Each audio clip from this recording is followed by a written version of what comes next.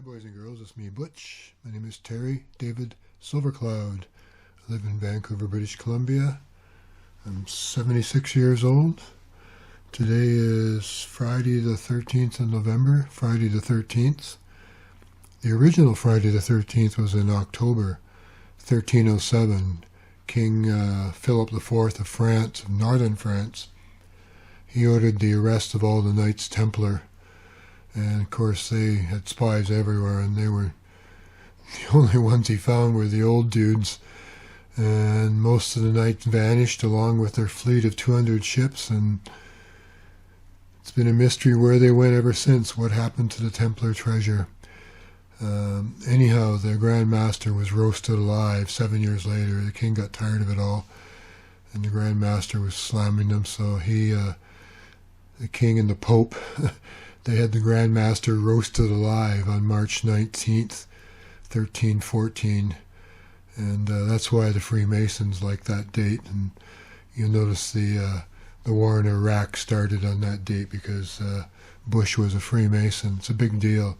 Friday, October the 13th is a big deal to Freemasons too, because that was when the arrest happened. And that's got nothing to do with what this video is about.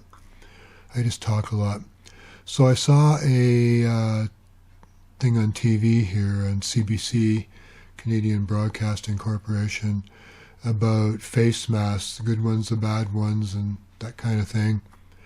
And that was on today. So they have an article online, and they made a YouTube video.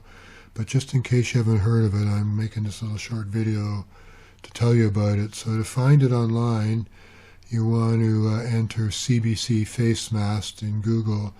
And you'll end up in this page, or at least that's where I ended up, and there's their video right there.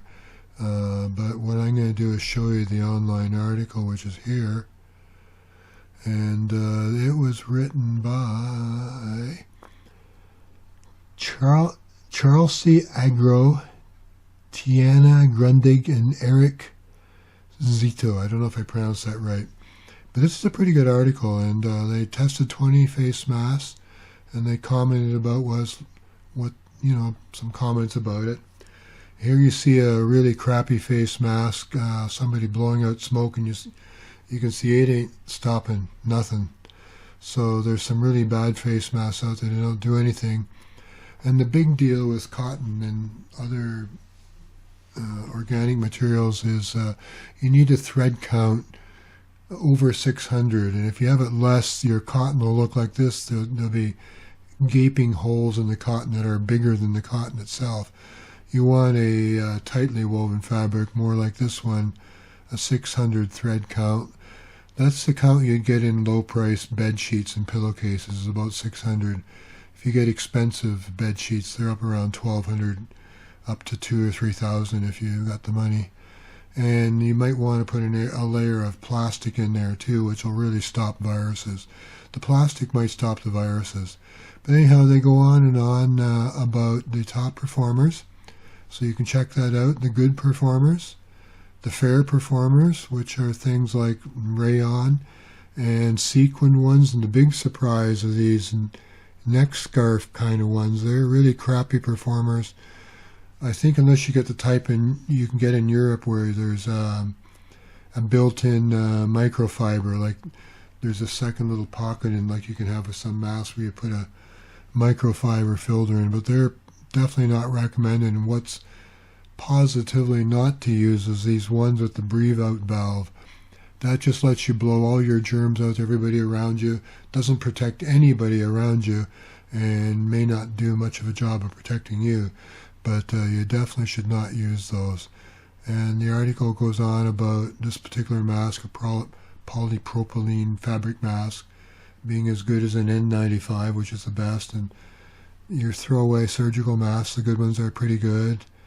So I'm not going to go on and on and on because the article does all that, showing you other masks you shouldn't use.